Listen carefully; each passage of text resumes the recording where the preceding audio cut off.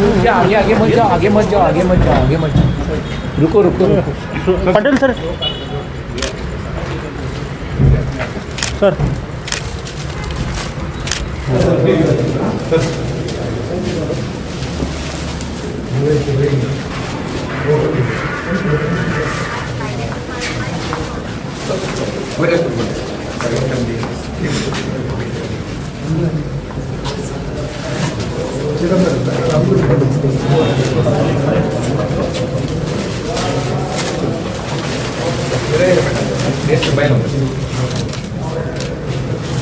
ಒಬ್ಬರು D S P permission ಹೋಗಿದ್ದಾರೆ,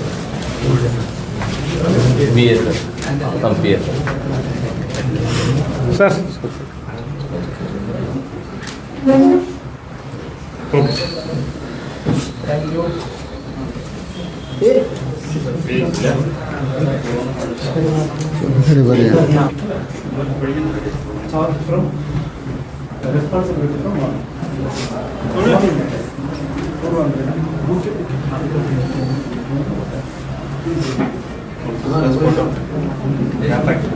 सेठी sir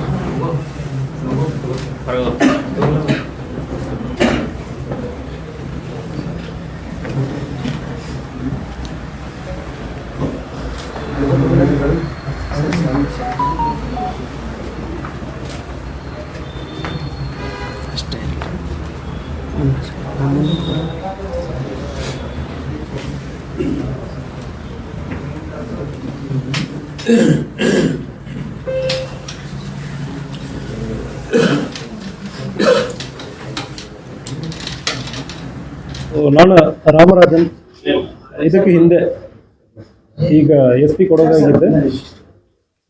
ನಿನ್ನೆ ವರ್ಗಾವಣೆ ಲಿಸ್ಟಲ್ಲಿ ನಮಗೊಂದು ದೊಡ್ಡ ಜವಾಬ್ದಾರಿಯನ್ನು ಕೊಟ್ಟಿದ್ದಾರೆ. ಬೆಳಗಾವಿ ಜಿಲ್ಲೆಗೆ ಒಂದು ಇಡೀ ಕರ್ನಾಟಕದಲ್ಲಿ one of the prestigious district ಅಂಥ ಒಂದು ಜಿಲ್ಲೆಯಲ್ಲಿ ನಮ್ಮ ಇಲಾಖೆಯಿಂದ ಮತ್ತು ಈ ಗೌರ್ಮೆಂಟ್ ಅವರು ಕೂಡ ನಮಗೆ ಒಂದು ದೊಡ್ಡ ಜವಾಬ್ದಾರಿಯನ್ನು ಕೊಟ್ಟಿದ್ದಾರೆ. ಇದು ಒಂದು ದೊಡ್ಡ ಜವಾಬ್ದಾರಿ, ಬಿಗ್ಗೆಸ್ಟ್ ಡಿಸ್ಟ್ರಿಕ್ಟ್, ಭಾಳಷ್ಟು ಚಾಲೆಂಜಸ್ ಇರುತ್ತದೆ. ಸೊ ಫಸ್ಟ್ ಆಫ್ ಆಲ್ ನಾನು ಕರ್ನಾಟಕಕ್ಕೆ ಬರುವಾಗ 2018 ಟ್ರೈನಿಂಗಲ್ಲಿ ಇರುವಾಗ ನಾನು ಫಸ್ಟು ಬೆಳಗಾವಿಗೆ ಬಂದೆ. ಯೂನಿಫಾರ್ಮ್ ಹಾಕ್ಕೊಂಡು ನಾವು ಕರ್ನಾಟಕಕ್ಕೆ ಎಂಟ್ರಿ ಆಗಿರೋದು ಫಸ್ಟು. ಟ್ರೈನಿಂಗ್ ಸಂದರ್ಭದಲ್ಲಿ ನಾವು ಬೆಳಗಾಮಲ್ಲಿ ಬಂದಿದ್ದೀವಿ, ಒಂದು 5 ದಿವಸ ಅವಾಗಿದ್ದೆ. ಸೊ ಅದಾದಮೇಲೆ ಹುಬ್ಳಿ ಧಾರವಾಡಲ್ಲಿ ಸ್ವಲ್ಪ 1 ವರ್ಷ ಕೆಲಸ ಮಾಡಿದೆ DCP ಲಾಂಡರರ್ ಆಗಿ. ಸೊ ಸ್ವಲ್ಪ ಏರಿಯಾ ಪರಿಚಯ ಇದೆ ಮತ್ತು ಸೂಪರ್ಫಿಷಿಯಲಿ ಸ್ವಲ್ಪ ಏರಿಯಾ ಇದೆಲ್ಲ ಪರಿಚಯ ಇದೆ. ವರ್ಕ್ ಕಲ್ಚರ್ ಸ್ವಲ್ಪ ಪರಿಚಯ ಇದೆ. ಈಗ ನಮ್ಮ ಜೊತೆಗಿರುವ ಅಡಿಷನಲ್ SP ಅವರು, DSP ಅವರು ಕೂಡ ಪರಿಚಯ ಇದ್ದಾರೆ. ಇದಕ್ಕೆ ಹಿಂದೆ ಜೊತೆಗೆ ಕೆಲಸ ಮಾಡಿದ್ದೀವಿ. ಹೊಸ ಟೀಮ್ ಒಂದು ಎಲ್ಲರಿಗೂ ಒಂದು ಒಳ್ಳೆಯ ಕೆಲಸ ಮಾಡಬೇಕು. ಸೊ ನಮ್ಮ ಉದ್ದೇಶ ಏನಂದ್ರೆ, ಬೆಳಗಾವಿ ಜಿಲ್ಲೆಯಲ್ಲಿ ಫಸ್ಟ್ ಆಫ್ ಆಲ್ ನಾವು ಜನರ ಜೊತೆ ಮಾತಾಡ್ತೀವಿ. ಪ್ರತಿ ಲೋಕಲ್ ಸ್ಟೇಷನ್ಗಳಿಗೆ ಬಂದು ಭೇಟಿ ಕೊಟ್ಟು ಅಲ್ಲಿ ಒಂದೊಂದು ಸ್ಟೇಷನ್ಗಳಲ್ಲಿ ಒಂದೊಂದು ತಾಲೂಕಲ್ಲಿ ಪ್ರತ್ಯೇಕ ಸಮಸ್ಯೆಗಳಿರ್ತದೆ. ಫಸ್ಟ್ ಜನರ ಕಡೆಯಿಂದ ಅವ್ರಿಗೆ ಏನು ಸಮಸ್ಯೆಗಳಂದರೆ ಫಸ್ಟ್ ತಿಳ್ಕೊಂಡು ಅದಕ್ಕೆ ತಕ್ಕಂಗೆ ನಾವು ಕ್ರಮ ಕೈಗೊಳ್ತೀವಿ. ನಮ್ಮ ಪ್ರಯಾರಿಟಿ ಅದಾದ್ಮೇಲೆ ಸೆಟ್ ಮಾಡ್ತೀವಿ. ಸೆಕೆಂಡ್, ನಮ್ಮ ಉದ್ದೇಶ ಏನಂದ್ರೆ, ಇಲ್ಲಿ ಒಂದು ಜಿಲ್ಲಾ ವರಿಷ್ಠಾಧಿಕಾರಿಯಾಗಿ ಯಾರೇ ಒಬ್ಬರು ಒಂದು ಅವ್ರಿಗೆ ಬ್ಯಾಕ್ಗ್ರೌಂಡ್ ಇತ್ತು ಇಲ್ಲ ರೆಫರೆನ್ಸ್ ಯಾವುದು ಬೇಕಾಗಲ್ಲ, ನಮ್ಮ ಆಫೀಸಕ್ಕೆ ಯಾರು ಬೇಕಾದ್ರೆ ಬರಬಾರ್ದು. ನಾನು ಇದಕ್ಕೆ ಹಿಂದೆ ನಾವು ಕೆಲಸ ಮಾಡೋ ಸಂದರ್ಭದಲ್ಲಿ ಕೂಡ ಯಾರು ರೆಫರೆನ್ಸ್ ಬೇಕಾಗಲ್ಲ, ಆಫೀಸರ್ ಪರಿಚಯ ಇದ್ದಾರೆ, ಯಾರು ರೆಫರೆನ್ಸ್ ಇಲ್ಲದೆ ನಮ್ಮ ಆಫೀಸಕ್ಕೆ ಸೀದಾ ಬರಬಾರ್ದು. ನಿಮಗೊಂದು ಅನ್ಯಾಯ ಆಗಿದೆ ಅಂದರೆ ಹೇಳೋ ಸಂದರ್ಭದಲ್ಲಿ ನ್ಯಾಯ ಕೊಡಬೇಕಂದ್ರೆ ಒಂದು ಉದ್ದೇಶದಿಂದ ನಾನು ಕೆಲಸ ಮಾಡ್ತಾ ಇದ್ದೀನಿ. ನಮ್ಮ ಆಫೀಸರ್ಸನ್ನು ಕೂಡ ಅದೇ ರೀತಿಯಲ್ಲಿ ನಾವು ಕೆಲಸ ಮಾಡಿಸ್ತೀವಿ. ಜೊತೆಗೆ ಪ್ರೀ ರಿಜಿಸ್ಟ್ರೇಷನ್ ಆಫ್ FIR ಇದು ಗೌರ್ಮೆಂಟ್ ಪ್ರಯಾರಿಟಿನೇ ಇರ್ತದೆ. ಇಲಾಖೆಯಲ್ಲಿ ಕೂಡ ಇದು ನಮ್ಮ DG and IGP ಸಾಹೇಬರು ಕೂಡ ಇದು ಪ್ರಯಾರಿಟಿಯಲ್ಲಿ ಇದೆ. So free registration of FIR, ಯಾವುದೇ ಒಂದು ಘಟನೆ ಆಗುತ್ತಂದ್ರೆ ಈ ರಾಜ್ಯ ಪಂಚಾಯತಿ ಅದಕ್ಕೆ ಅವಕಾಶ ಕೊಡಲ್ಲ. ಸೊ ಇದಕ್ಕೆ ಹಿಂದೆ ನಾನು ಟ್ರೈನಿಂಗ್ ಪೀರಿಯಡ್ ಮುಗಿದಾದ್ಮೇಲೆ ASP ಪೀರಿಯಡ್ ತೊಗೊಂಡು ಇದು ಬಾರಿ ನಾನು ಎಲ್ಲಿ ಹೋಗಿದ್ದೀನೋ ಅಲ್ಲಿ minimum 20 to 30% of registration of FIR ಜಾಸ್ತಿ ಆಗಿದೆ. So that doesn't mean that crime ಜಾಸ್ತಿ ಆಗಿದೆ ಅಂದ್ರೆಲ್ಲ. ಸೊ ಯಾವುದೇ ಕಾರಣಕ್ಕೂ ಕೂಡ ನಾವು FIR ಮಾಡದೆ ಸ್ಟೇಷನ್ಗೆ ಕರ್ಕೊಂಡು ಬರೋದು, ಎದುರಿಸೋದು, ರಾಜ್ಯ ಪಂಚಾಯತ್ ಮಾಡೋದು ಯಾವುದೇ ಒಂದು ಆಗುತ್ತಂದ್ರೆ ಅದು ಕಾನೂನು ರೀತಿಯಲ್ಲಿ ಆಗಬೇಕು. ರೂಲ್ ಆಫ್ ಲಾ ಎಸ್ಟಾಬ್ಲಿಷ್ ಆಗಬೇಕಂದ್ರೆ ನಮ್ಮ ತಲೆಯಲ್ಲಿ ಇದೆ. ಫಿಯರ್ ಆಫ್ ಪೊಲೀಸ್ ಅಂದ್ರೆ ನಾವು ಹೇಳ್ತೀವಿ, ಒಂದು ಪೊಲೀಸರ ನೋಡಿ ಯಾರಿಗೂ ಭಯ ಇರಬಾರ್ದು. ಕಾನೂನು ಇದೆ, ಕಾನೂನು ರೀತಿಯಲ್ಲಿ ಕ್ರಮ ಕೈಗೊಳ್ತಾರೆ ಅಂತ ಜನರಿಗೆ ಭಯ ಇರಬೇಕು. ಯಾವುದೇ ಒಂದು ತಪ್ಪು ಮಾಡ್ತಾರಂದ್ರೆ ಪೊಲೀಸ್ ಇದ್ದಾರೆ ಅಂದ್ರೆ ಅವ್ರಿಗೆ ಭಯ ಇಲ್ಲ, ಕಾನೂನು ಇದೆ ಅಂದ್ರೆ ಅವ್ರಿಗೆ ಭಯ ಇರಬೇಕು. So I am dead against extra judicial things ಮತ್ತು ಟಾರ್ಚರ್ ಮಾಡುವುದು ಅಂಥ ವಿಚಾರಕ್ಕಿಂತ ರೂಲ್ ಆಫ್ ಲಾನಲ್ಲಿ ನಾವು ಕ್ರಮ ಕೈಗೊಳ್ತೀವಿ. ಇದಕ್ಕೆ ಹಿಂದೆ ನಾವು ಕೆಲಸ ಮಾಡಿರೋ ಸಂದರ್ಭದಲ್ಲಿ ಕೊಡಗು ಜಿಲ್ಲೆಯಲ್ಲಿ ಫಸ್ಟ್ ಡೆತ್ ಸೆಂಟೆನ್ಸ್ ಈ ತಿಂಗಳಲ್ಲಿ ಒಂದು ಸಿಕ್ಕಿದೆ. 2025 ಮಾರ್ಚ್ ತಿಂಗಳಲ್ಲಿ ಆಗಿರುವ ಕೇಸಲ್ಲಿ ಡಿಸೆಂಬರ್ ತಿಂಗಳಲ್ಲಿ ಡೆತ್ ಸೆಂಟೆನ್ಸ್ ಅನ್ನು ನಾನು ತಗೊಂಡಿದ್ದೀನಿ. ಸೊ ನಮ್ಮ ಆಫೀಸರ್ಸ್ ಸೂಚನೆಗಳನ್ನು ಇನ್ವೆಸ್ಟಿಗೇಷನ್ ಅಲ್ಲಿ ಕಾನ್ಸಂಟ್ರೇಟ್ ಮಾಡಿ ಜನರಿಗೆ ಕಾನೂನು ರೀತಿಯಲ್ಲಿ ಅವ್ರಿಗೆ ಭಯ ಇರಬೇಕು. ಇಂಥಾಗ ಒಂದು ಶಿಕ್ಷೆ ಇದೆ ಅಂದ್ರೆ ಅದು ಶಿಕ್ಷೆ ಆಗಬೇಕು. ಒಂದು ಘಟನೆ ಆದ್ಮೇಲೆ ಅದು ಶಿಕ್ಷೆ ಆಗಬೇಕು. ಇಲ್ಲಾಂದ್ರೆ ಕಾನೂನಿಗೆ ಬೆಲೆ ಇರಲ್ಲ, ಪೊಲೀಸರಿಗೆ ಬೆಲೆ ಇರಲ್ಲ. So rule of law will be established. ಇದು ನಮ್ಮ ಉದ್ದೇಶ ಇರ್ತದೆ.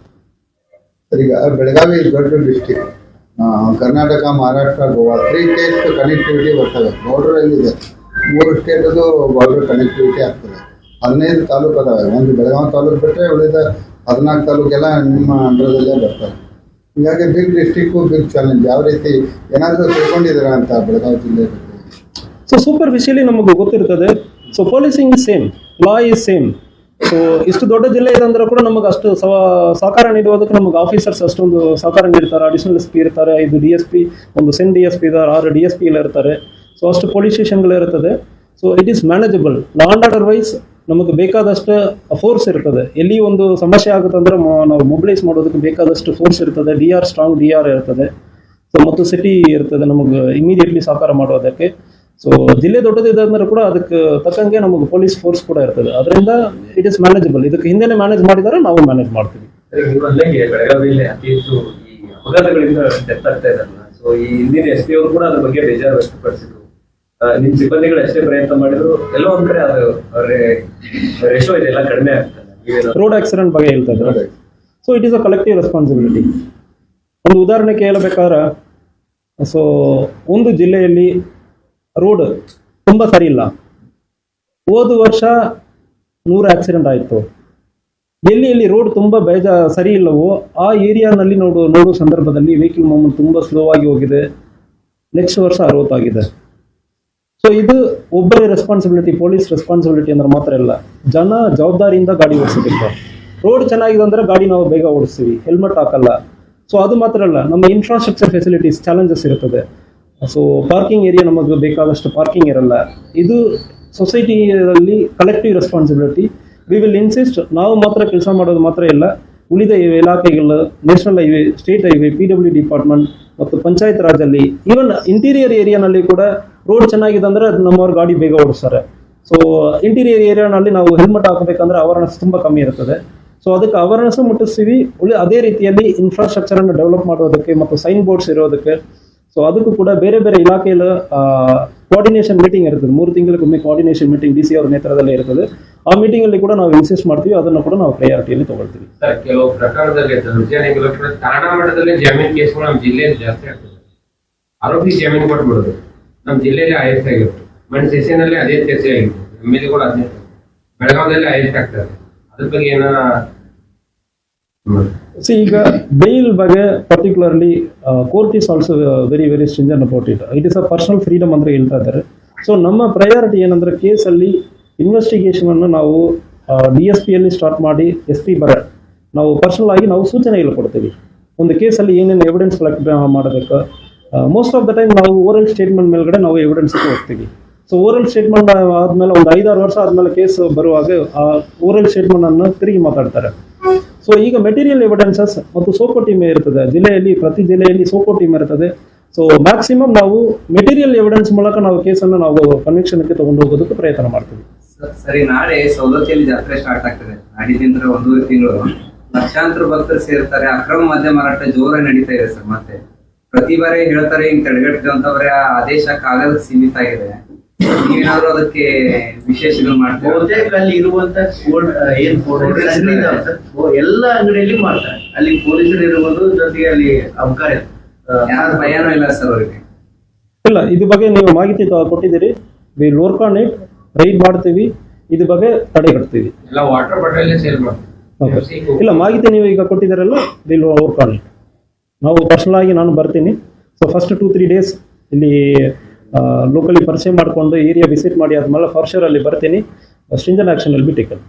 ಸೊ ಯಾವುದೇ ಇರುತ್ತಂದ್ರೆ, ಸೊ ಮೀಡಿಯಾ ಅವ್ರಿಗೆ ಒಂದು small request, so you have full freedom to criticise us.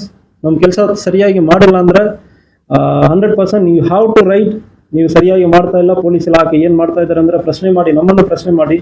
So ಪ್ರೆಸ್ಸಲ್ಲಿ ಒಂದು ಭಾಳಷ್ಟು ದೊಡ್ಡ ರೆಸ್ಪಾನ್ಸಿಬಿಲಿಟಿ ಇರ್ತದೆ. ಸೊ ನಾನು ಹಿಂದೆ ಇರುವ ಜಿಲ್ಲೆಯಲ್ಲಿ ಕೂಡ ಒಂದು ಪ್ರೆಸ್ ಗ್ರೂಪ್ ಅಂದ್ರೆ ಮಾಡ್ಕೊಂಡಿದ್ದೆ. ಸೊ ಕ್ರಿಟಿಸೈಸ್ ಮಾಡ್ತಾ ಇದ್ದಾರೆ, ಇಲ್ಲಿ ಕೆಲಸ ಆಗ್ತಾ ಇಲ್ಲ ಅಂದ್ರೆ ಹೇಳ್ತಾ ಇದ್ದಾರೆ. ಆ criticism improve the policing. So ಯಾವಾಗ ಒಳ್ಳೆಯ ಕೆಲಸ ಆಗ್ತದೋ ಆ ರೀತಿಯಲ್ಲಿ ಅವಾಗಲೂ ಚೆನ್ನಾಗಿ ಬರೀತಾ ಇದ್ರು.